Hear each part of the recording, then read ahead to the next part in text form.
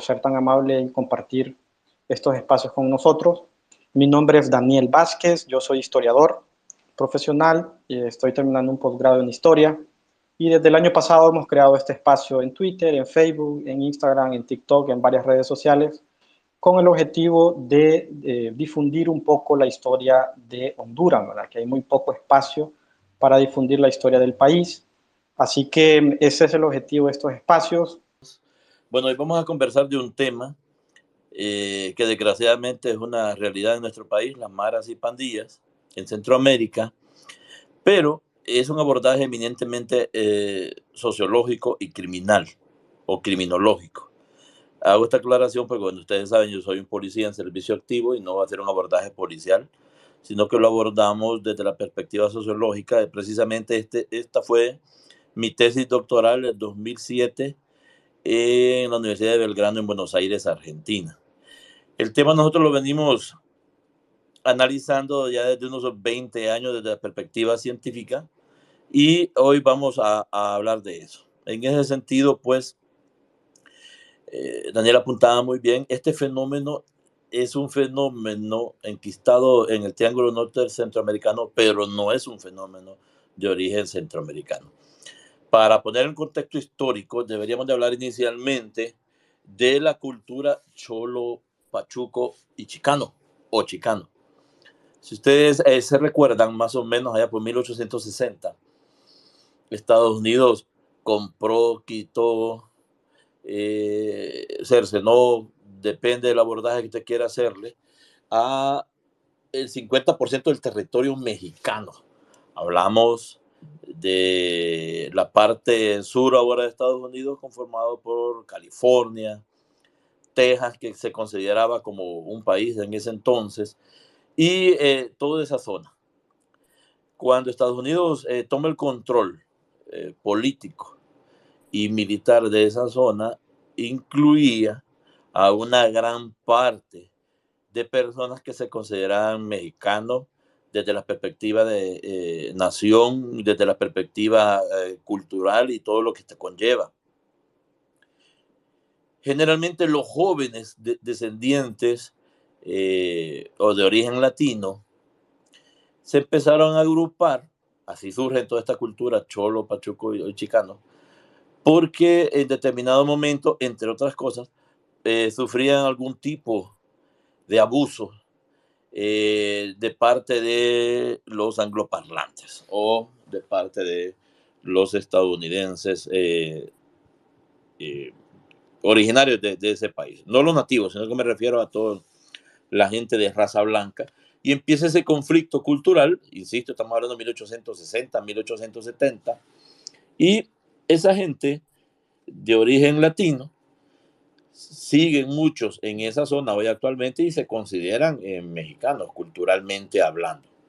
Bueno, así empiezan a surgir las primeras pandillas en los guetos latinos de las grandes urbes norteamericanas, especialmente en California, específicamente en Los Ángeles.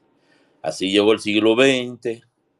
Muchos de estos jóvenes, algunos se enlistaron en el ejército, etcétera, etcétera, etcétera. Y después de la Segunda Guerra Mundial, con los excedentes de los uniformes y de ropa, que obviamente eran tallas grandes, se empezó a distribuir en algunas comunas o comunidades de origen latino, obviamente, con menos recursos económicos, y donaban, entre otras cosas, esta ropa. Esa ropa era de tallas grandes y le quedaba enorme. Nosotros los latinos pues somos más pequeños de estatura en tallas, podríamos decir.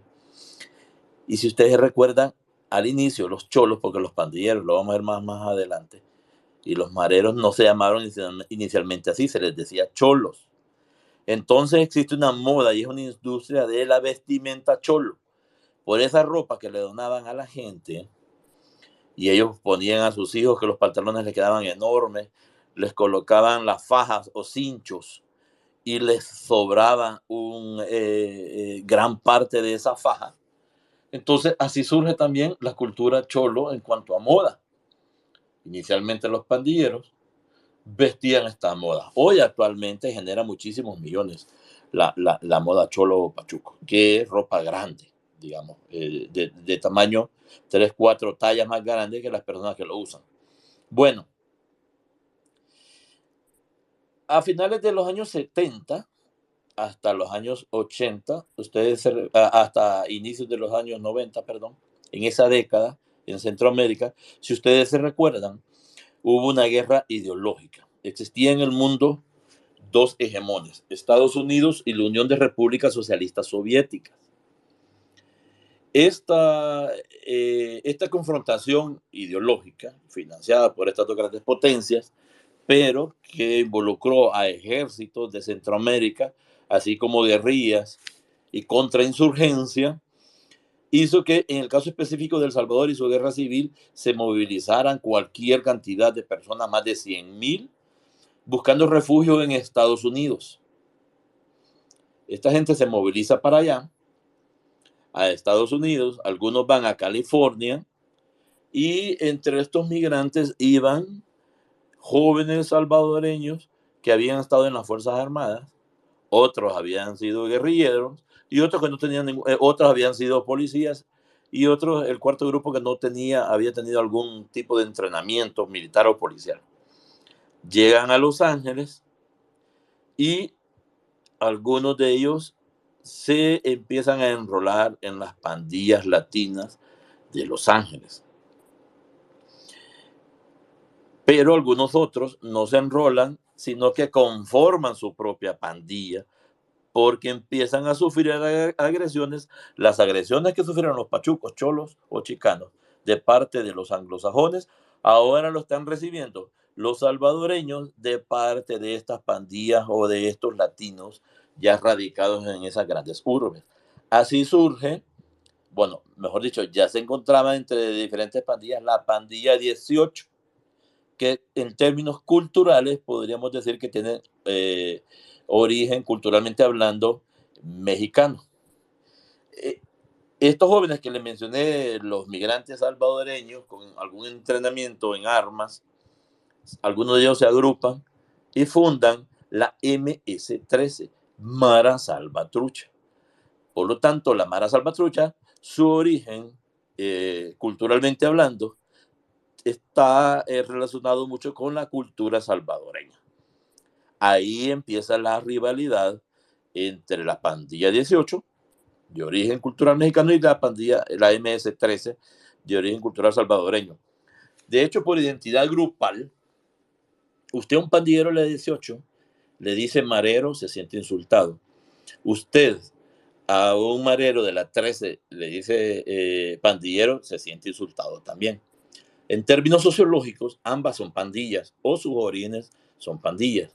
Ahora, en términos de identidad grupal, ellos, los 18, se identifican como pandilleros y los 13 se identifican como mareros. Pero en todo este orden de cosas estamos hablando de Estados Unidos. Bueno, ¿qué pasó en Centroamérica aparte del desplazamiento de estas personas, sobre todo de origen salvadoreño por la guerra que hubo, la Guerra Fría, que hubo en los 80? Bueno, también en los 80, en esta zona quedaron muchas armas de fuego. Hablamos de pistolas, 9 milímetros, hablamos de pistolas de origen soviético, las famosas Makarov. Yo sé que todo el mundo ha escuchado de las Makarov, que son de 7 milímetros. Hablamos de los fusiles M16 y de los AK-47, los Kalashnikov, de origen soviético. En ese entonces, ahora de origen ruso. Hay un montón de historias. Yo era un adolescente para esa época y me recuerdo que comentaban algunos compatriotas que servían al ejército y otras personas que iban a la frontera con Nicaragua e intercambiaban paquetes de cigarrillos por AK-47. Las armas generalmente no se arruinan, se conservan. Esas armas siguen en Centroamérica. Mucho de la violencia es producto de esas armas que quedaron desde los 80, o sea, desde hace 40 años. Ok. Pero ¿por qué mencionamos esto y que tiene que ver con las pandillas, aparte de las armas?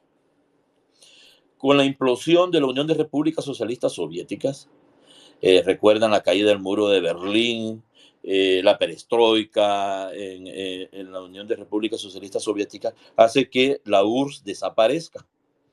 Por lo tanto, ya el conflicto que duró 70 años después de la Segunda Guerra Mundial también desapareció. El enemigo de 70 años de Estados Unidos no lo es más, desaparece, y las necesidades de seguridad del hegemón mundial que sobrevivió, que es Estados Unidos, cambian y ya no tiene amenazas externas, y sus amenazas, su mirada se vuelve a lo interno del país. En ese sentido, ya tenemos una presencia de más de 10 años de algunos migrantes salvadoreños, específicamente en California, y empieza en la década de los 90, inicio de los 90, por las medidas de corte liberal o las medidas económicas que se adoptaron, una migración de hondureños y guatemaltecos. La migración salvadoreña fue huyendo de la guerra. La migración hondureña y guatemalteca fue huyendo de la pobreza. Entonces Estados Unidos, al ya no tener el enemigo tradicional, empieza con unas deportaciones masivas hacia Centroamérica de jóvenes que habían cometido algún tipo de delito en suelo estadounidense, estaban recluidos, y cuando pagaban sus faltas, sus delitos, eran deportados a El Salvador, a Guatemala y a Honduras. Es ahí, en ese momento, con las deportaciones masivas, que empiezan a venir a Centroamérica, a El Salvador, a Guatemala y a Honduras, jóvenes deportados que ya pertenecían a las pandillas 18 en Los Ángeles y ya pertenecían a la MS-13 en Los Ángeles también. En ese sentido, pues, empiezan esas deportaciones y se da un fenómeno importante que hay que tomarlo en cuenta históricamente y que lo hemos denominado sociológicamente, o lo que estudiamos este fenómeno lo hablamos de cliquearse. Vienen estos jóvenes acá, y recuerden que en ese entonces ellos venían hablando distinto, mezclando español con inglés, con un acento distinto, vistiendo distinto, con una pinta que empieza a atraer y a llamar la atención de los jóvenes de ese entonces. Atraen a los jóvenes y por curiosidades se acercan, atraen a mujeres también que miran interesante. Estas personas que vienen de Estados Unidos, en aquel entonces no era tan común viajar, o no había tanta gente de nuestros países en Estados Unidos. Entonces empieza el proceso de cliquearse. ¿Qué es cliquearse? Los que tenemos más de 40, 45 años sabemos que en los 80, allá por 85, 86, 87, se dio un fenómeno en los colegios de las pandillas, y resalta mucho el del Instituto Central Vicente Cáceres, y resaltaron dos pandillas, uno porque eran mujeres, conformadas por mujeres, y dos por el título que escogieron para identificar sus grupos. Unas se llamaban las panudas y otras eran las mojadas, y eran rivales entre ellas. Eso me recuerdo que yo estaba estudiando en la Normal de La Paz, yo soy maestro de educación primaria, y eso pegó mucho. Pegó mucho. Bueno, pero ese solo es un ejemplo de las pandillas.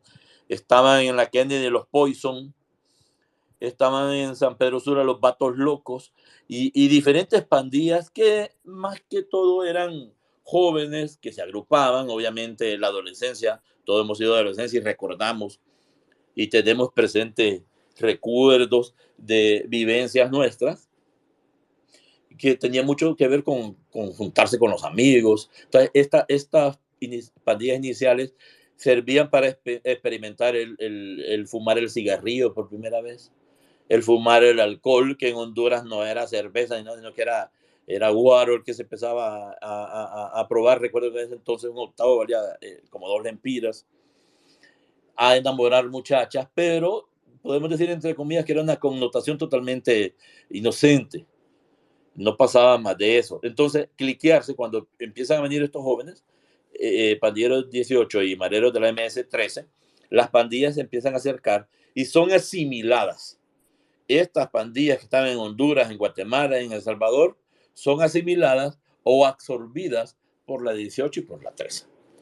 Ya en la segunda en el segundo quinquenio de los 90, entre 95 y 2000, empiezan a cometer algún tipo de delitos de poca monta, robos, hurtos, consumo de drogas, etcétera, etcétera.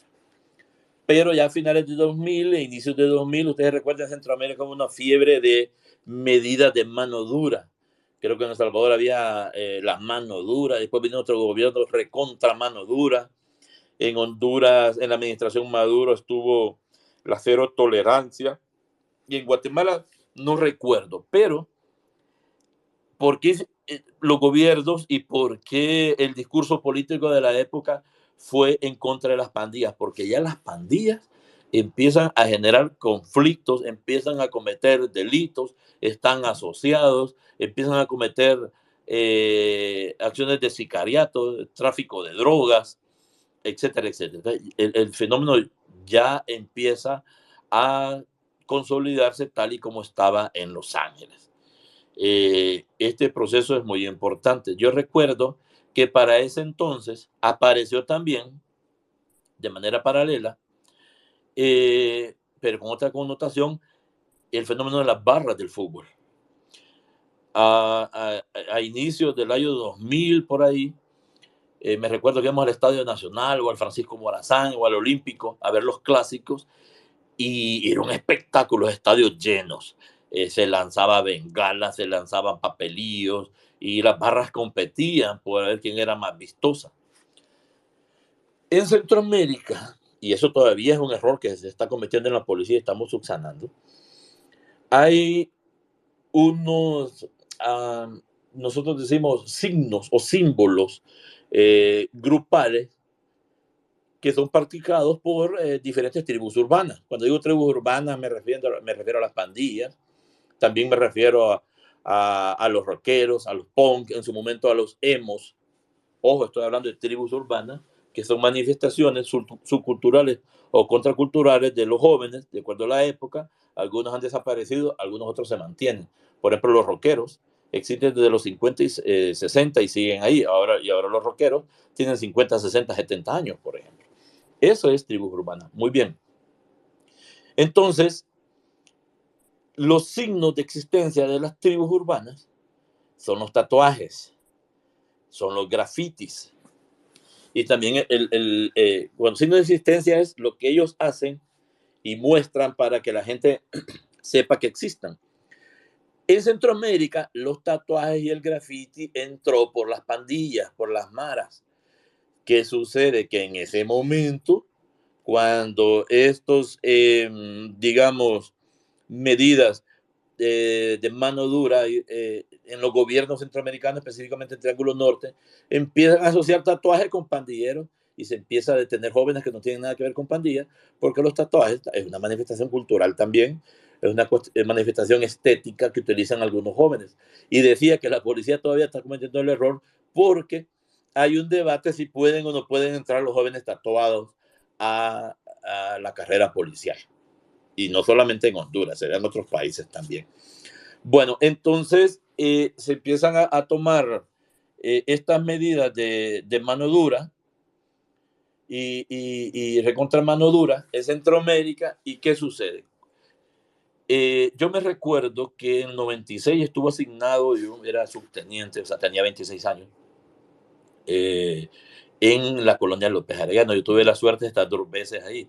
Estuve en la López Arellano en el 96 y fui jefe metropolitano de Choloma el 2015 y 2016. Bueno, en ese entonces, en el 96, yo tuve la oportunidad de ver esos cholos que venían de Estados Unidos. De hecho, había unos gemelos muy famosos en la López Arellano, tatuados, vestidos, caminaban, como ellos dicen, tumbados, se vestían como tradicionalmente se vestía el pandillero, porque ya no lo hacen, solo en las cárceles. Y yo los llamaba y llegaban y me ponía a platicar por curiosidad y obviamente por aprender. Porque mi doctorado en sociología criminal era porque yo quería buscar herramientas científicas para explicar el porqué del crimen, más allá de tomar las medidas tradicionales que estaban haciendo. Entonces, en ese entonces, a los 26 años, yo conversaba con ellos y ellos me contaban toda su historia. Bueno, como las medidas y las fuerzas de seguridad, llámese Fuerzas Armadas, llámese Policía Nacional, Policía Civil, buscaban en los jóvenes las características típicas, entre comillas, de los pandilleros. ¿Y cuáles eran las características típicas? La vestimenta, el caminado, el hablado, los tatuajes y los grafitis en las colonias. Y se hacían aquellos grandes operativos. Yo me recuerdo que en mi tesis doctoral, yo la publiqué en Argentina en el 2009. El libro se llama Maras, Pandillas y Desviación Social. Y ahí planteábamos que a raíz de esas medidas que los estados centroamericanos tomaron, las maras y pandillas empiezan a mutar. ¿Cuál fue la mutación? Dejaron de caminar como caminaban, dejaron de hacer el graffiti, dejaron de hablar como hablaban, dejaron de rifar el barrio, dejaron de tatuarse. Y planteamos ahí que alrededor de esas medidas, entre el 2002 al 2005 en Honduras, se capturaron alrededor de unos 5,000 a 6,000 jóvenes por pertenecer a las pandillas. Es en ese contexto, entonces, pues, ya surge, digamos, una segunda o tercer nivel de las pandillas. Tercer nivel. Primero es cuando llegan y se llamaban cholos y empiezan a cliquear a las otras pandillas. De ahí pasan a cometer los delitos, asesinatos, el sicariato, el tráfico de drogas, etcétera, etcétera. Y el Estado los empieza a seguir, a reprimir. Cuando hablo del Estado, me estoy refiriendo a Honduras, a Guatemala y El Salvador en Centroamérica. Entonces ellos mutan y ya los pandilleros se dejan de tatuar. O se tatúan entre los dedos, abajo de la lengua, en el cielo de la boca, en los labios vaginales, en el caso de la mujer, o en medio de los dedos de los pies, para que no fuesen detectados por las fuerzas de seguridad del Estado. Esas medidas finalizan en Centroamérica y ya los pandilleros entienden, y los mareros, que ellos no pueden ser tantos ni pueden estar llamando tanto la atención porque ya están mutando a una manifestación del crimen organizado. Y un principio filosófico de ellos es mejor pocos pero locos. O sea, una cantidad reducida pero dispuestos a hacer todo. Recuerden que todos los principios filosóficos al inicio también era madre perdón por mi vida loca, porque ellos se desconectaban del hogar y obviamente cometían el rito de iniciación que tenían que ver generalmente con matar a alguien. Eso igualmente también mutó y lo vamos a ir describiendo. A mí posiblemente, yo posiblemente cometo el error de no mencionar algunos hechos, porque este tema hemos hablado tanto que a veces se me olvidan algunas cuestiones si le he mencionado o no, pero en todo caso al final con las preguntas y respuestas, creo que ahí podemos ampliar el debate. Ok, el 2010, 11, recuerdo que hice un estudio de investigación, el diagnóstico de las maras y pandillas para el Programa Nacional de Prevención y Reinserción Social, PNP, y encontramos pandilleros post 332. Recuerden que el 332 era el artículo del Código Penal que sancionaba a los jóvenes por el simple hecho de pertenecer a una mara, a una pandilla, y era detenido y remitido a los tribunales competentes. Por eso se dejaron de tatuar. Pero hablamos de eso, 2005, 2006, todo eso. Pero en 2011 encontramos a jóvenes, a menores de edad, ya de nuevo tatuándose. Pero esto ya era una opción. Los jóvenes se tatuaban, pedían permisos y podían tatuar, y ya era opción de ellos. El que quería se tatuaba y el que no, no se tatuaba. En ese sentido, estamos hablando ya están intensificadas las acciones grupales violentas, y ya también detectamos los cambios en las prácticas sociales y grupales, y también detectamos características transnacionales de la comisión de sus delitos. Del 2010 a la fecha, ya no podemos hablar de las maras y pandillas como un fenómeno de tribu urbana. Estamos hablando de una manifestación más del crimen organizado. En las investigaciones que se han hecho, nosotros hicimos esa en el 2011, 2010, 2011. Creo que de ahí Tomás Andino hizo uno en el 2014. De ahí ese estudio de diagnóstico del PNP se actualizó creo que como 2019, 2020. Y en ASJ el 2020, 2021 se actualizó el mismo estudio, el mismo diagnóstico de las maras y pandillas. ¿Pero por qué lo menciono esto? Tenemos un problema alrededor de más de 30 años y no creo que lleguemos a unas 10 investigaciones sobre el tema. O sea, el tema es una realidad, genera violencia, genera mucha problemática social y es parte de la problemática social también, pero está muy, pero muy poco estudiado.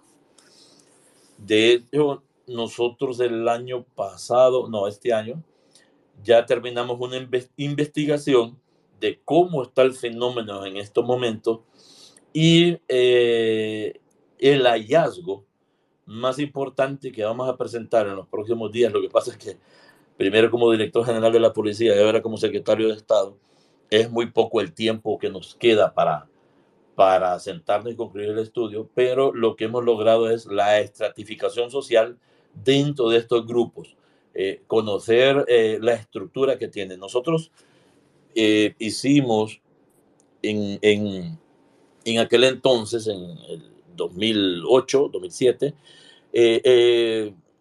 un esquema del proceso de socialización que se da en las maras y pandillas. Ahorita se los comento y el que es actual es totalmente distinto. ¿Qué es un proceso socializador? Bueno, todo lo que hemos tenido la suerte, la dicha y la bendición de estudiar, a nosotros se nos plantean o nos establecen unas metas socialmente aceptadas por la misma sociedad, obviamente, que no están escritas, pero son de obligatorio cumplimiento, y que todos estamos de acuerdo en ellos. Por ejemplo, si yo le pregunto a usted, ¿usted cree que se debe estudiar, un joven debe estudiar hasta la universidad? Todo el mundo me va a decir que sí. ¿Que debe tener un buen empleo con buen salario? Todo el mundo me va a decir que sí. ¿Una buena casa? Sí. ¿Casarse? Sí. ¿Tener hijos? Sí. Eso, tener una buena cuenta de ahorro, sí. Eso es lo que socialmente es aceptado. Ahora, Robert Merton, un famoso sociólogo norteamericano, planteaba que cuando no existen los medios para cumplir esas metas socialmente establecidas, el ser humano se adapta o no. O sea, si aceptamos que sí, queremos un mejor trabajo, pero lo que aspiramos es está bien. Queremos estudiar más, pero aspiramos a, o la realidad, solo podemos estudiar sexto grado, ciclo común, o inclusive licenciatura, está bien. Pero Robert Merton plantea que existen una categoría en la sociedad que es muy interesante, que él lo llama los innovadores. Hay que tener cuidado cuando un sociólogo le diga a usted es innovador. Estos vadean todo lo que social, o sea, quieren obtener lo que socialmente está establecido como meta, pero rompen lo tradicional y lo legal y lo socialmente aceptado para cumplirlo. Entonces ahí hay un rompimiento social y se produce un acto anómico. Entonces, la novia plantea a Robert Merton en la comisión prácticamente de un delito. En ese sentido, en buen español, que para obtener lucro, beneficio o dinero se comete un delito. Les comento esto por lo siguiente. En el proceso socializador nuestro, el convencional de un ser humano es 1 o 2 años en el kinder, 6 años en la escuela, 9 ahora, 3 años en el bachillerato, 4 o 5 años en la universidad, y ahí está. Inicialmente, la educación empieza en el hogar, después la educación sigue en el kinder, en la escuela, etcétera, etcétera. En el caso de las maras y pandillas, esto es lo que sucedía insisto, en los 90 y en el inicio del año 2000. Estaban los jóvenes simpatizantes de las maras y pandillas. ¿Quiénes eran los simpatizantes?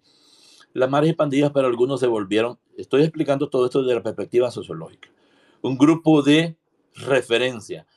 Los jóvenes nos quedan viendo, los adolescentes, los niños, y dicen, yo algún día voy a ser pandillero. Pero hasta eso. De ahí viene otro nivel en el proceso de socialización, que el joven ya se acerca a las pandillas, ya conoce pandilleros, ya conoce mareros, inclusive ya empieza a hacer algún tipo de misión o encomienda que le dan por algún dinero. Entonces este joven aspira a ser marero, pero todavía no lo es. Y después viene el famoso, que ya no se da siempre, el rito de iniciación. Cuando este joven decide dejar de ser aspirante y quiere ser pandillero, hace el rito de iniciación y se convierte en novato.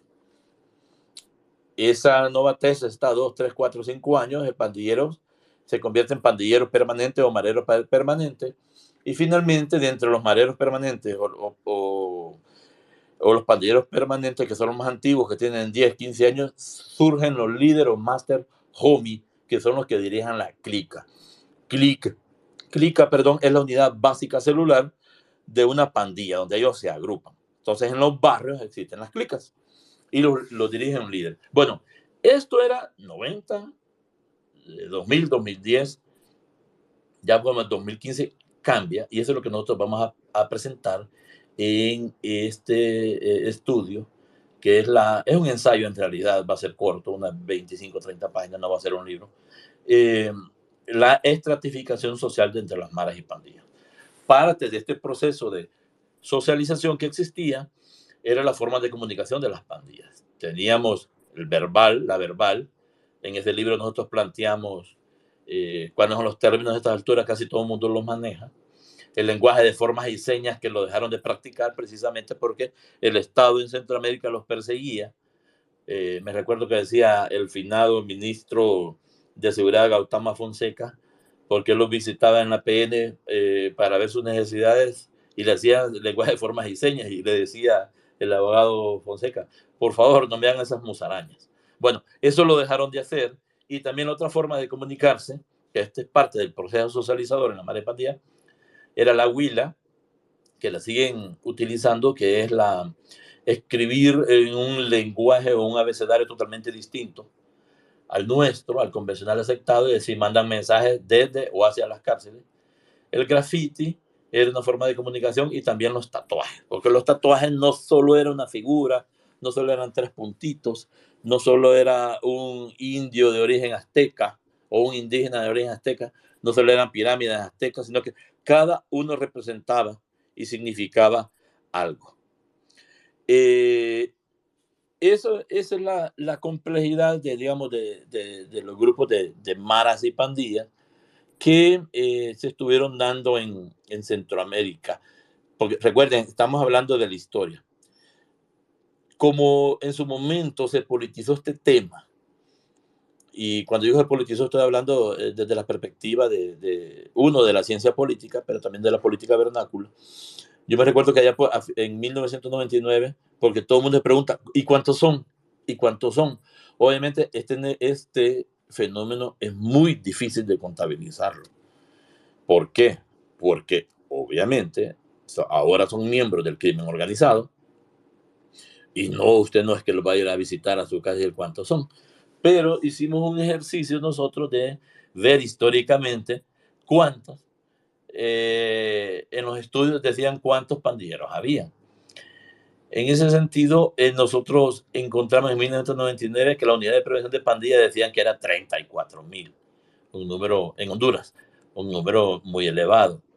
De ahí un estudio de la UCA, Maras Pandillas de Centroamérica, volumen 2, en el año 2004, decía que en el 2000 en Salvador, Honduras, Nicaragua y Guatemala, y aquí hay un error, en Nicaragua no hay pandillas, y ya les vamos a decir por qué creemos que sociológicamente no hay pandillas, al menos no de origen nicaragüense.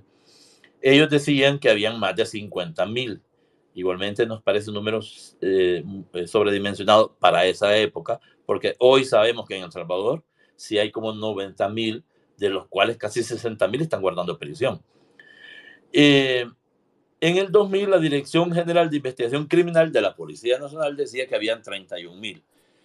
De ahí, la Unidad de Prevención de Pandillas, el 2002, dijo que eran 36,000 en 475 grupos y más de 75,000 simpatizantes. Es muy difícil que den esos números porque no hay una forma, insisto, de contarlo.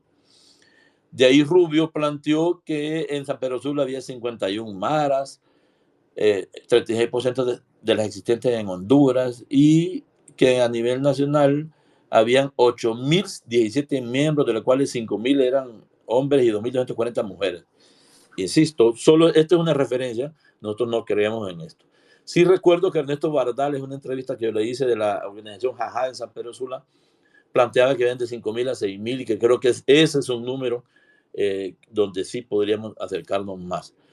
En el estudio que hicimos nosotros también, el PNP, coincidíamos que era alrededor de 5,000. Y así sucesivamente, en 2014 se decía que eran 6,600. Y en el 2018 se decía que eran, dijo la Fuerza Nacional Antimafia y Pandillas, que eran 5,000. Es muy complejo, digamos, definir el número. En términos generales, esta es la historia del fenómeno de maras y pandillas en Centroamérica y en el caso específico de Honduras. Hay diferentes hechos que se pudieran resaltar, algunas características, etcétera, etcétera, pero no sé cómo estaría la situación del tiempo. Ahora bien, estoy revisando aquí en mis apuntes algunos otros datos que pude haber dejado pasar por alto y los cuales me gustaría hablar. Hicimos nosotros también otro estudio, creo que este fue por el 2014, siempre en lo que tiene que ver con la historia de las pandillas. Recordemos que, bueno, nuestros países son, en términos de franja etaria, o sea, edad, son países muy jóvenes, o sea, con gente muy joven. Honduras, yo creo que, no tengo el dato, pero la mayoría de la población tiene menos de 35 años, un gran porcentaje. El fenómeno de las pandillas también tiene que ver mucho con el fenómeno de la imitación, y que la imitación es parte del proceso socializador en el ser humano. Si ustedes recuerdan cuando eran jóvenes, vaya, que en mi época uno que aspiraba a ser Superman, aspiraba a ser Batman. No estoy hablando de las películas que han salido en estos últimos años, les estoy hablando del 70 y 80. En los 80 uno aspiraba a ser el mismo 70 Pelé, o en los 80 Maradona como futbolista. Entonces, en términos grupales, en términos sociológicos, las maras y pandillas se volvieron un grupo de referencia, tal y como lo habíamos mencionado, pero también son un grupo de pertenencia. Su ilógica e inentendible enemistad entre las 18 y las 13, que se ha intensificado en Centroamérica, tiene que ver mucho por defender la ideología de mi pandilla es mejor que la tuya, y también por la obtención de las ganancias que producto del accionar criminal en las calles. Por eso entonces ellos se pasan matando sin sentido, y no es que haya una matanza con sentido, sino que se pasan matando porque unos son de la 13 y otros son de la 18. Tiene que ver mucho también en esto la exclusión social y la pobreza. En este sentido tiene que ver desde la perspectiva de que pueden ser víctimas de este mismo fenómeno. Hay que analizar también, en el caso de estos tres países y en el caso de Honduras, nosotros tenemos más de 1,000,000 o 1,500,000 de hondureños en Estados Unidos, y muchos de esos hace unos años sus hijos estaban o están solos en nuestro país.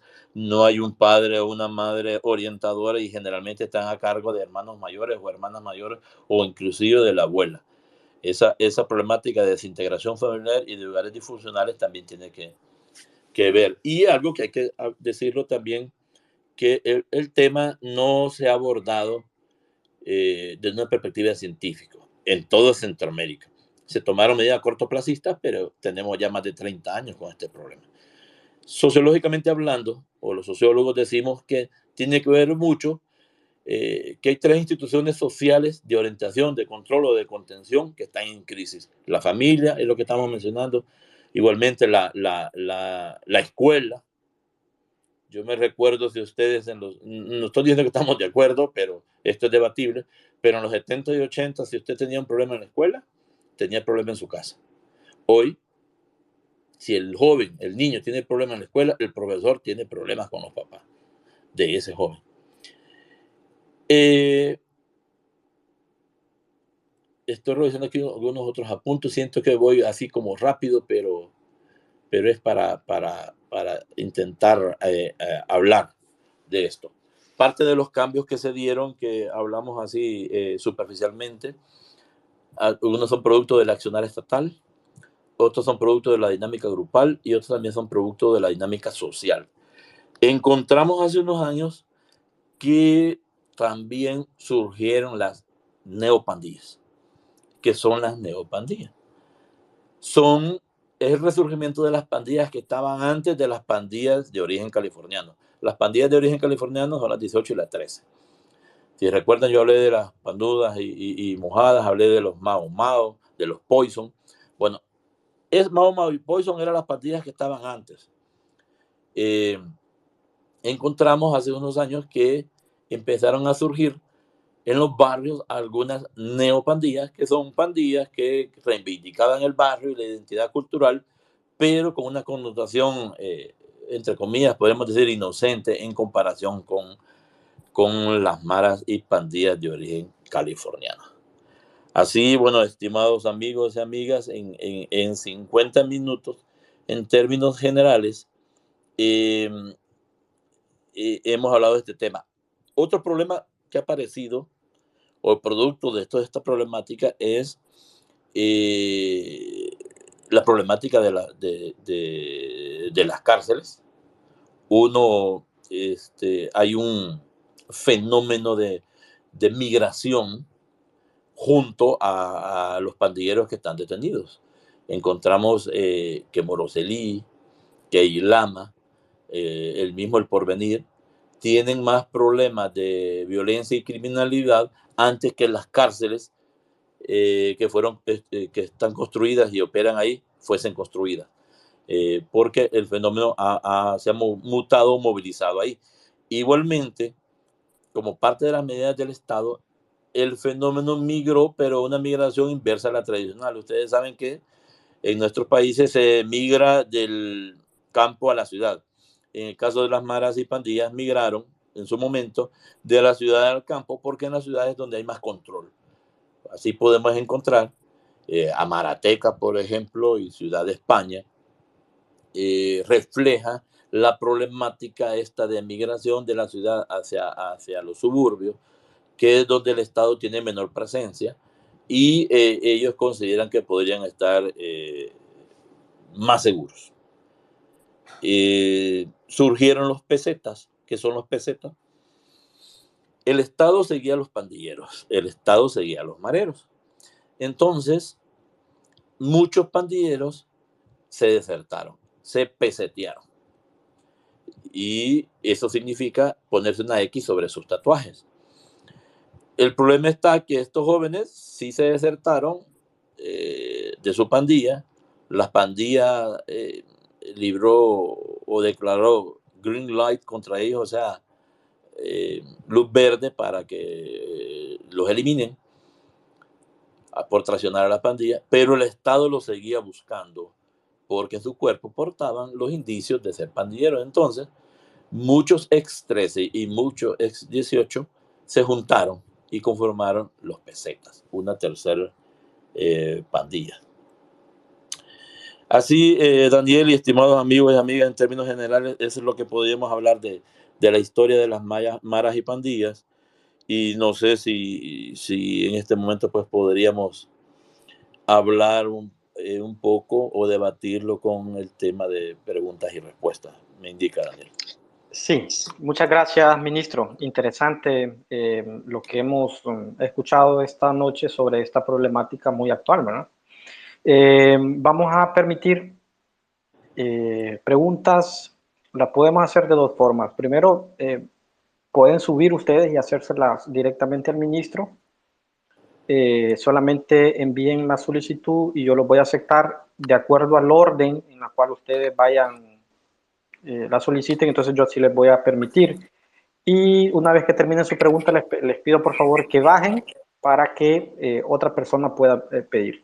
Si no puede hacerlo, entonces escríbanme directamente al DM por interno, como un mensaje interno, yo se la transmito al ministro, o aquí en el espacio hay una función que le da que escribir preguntas, ¿verdad? Y yo se la voy a leer al ministro. Por mientras vamos a, se van subiendo, voy aceptando solicitud. Ministro, yo son dos cosas que me llaman mucho la atención o que he encontrado, ¿verdad? Primero, encuentro en el imaginario colectivo de la población de Honduras que le echan la culpa del surgimiento de las maras y pandillas Al al servicio gobierno de militar. Carlos, al gobierno de Carlos Roberto Reina, ¿verdad? Por el hecho de que elimina el servicio militar obligatorio. Yo cuando publico eso de la eliminación del servicio militar obligatorio hay como 40, 50 mensajes que son los culpables de las maras, que son los culpables de las maras. ¿Cómo logra penetrar esa parte en el imaginario conectivo de los hondureños, esa teoría? Uno, y dos, ¿cuál es el ideal de ellos? ¿Qué es lo que buscan? Porque, por ejemplo, yo encuentro al cortacabezas en el siglo XIX luchando contra Marco Aurelio Soto porque les quita sus tierras, ¿verdad? Yo encuentro a los Calixto, sí. holanchanos, a Calixto, yo encuentro a los holanchanos que la parte de los impuestos, pero estos, ¿qué es lo que buscan? ¿Qué ideal? O sea, me voy con estas dos preguntas.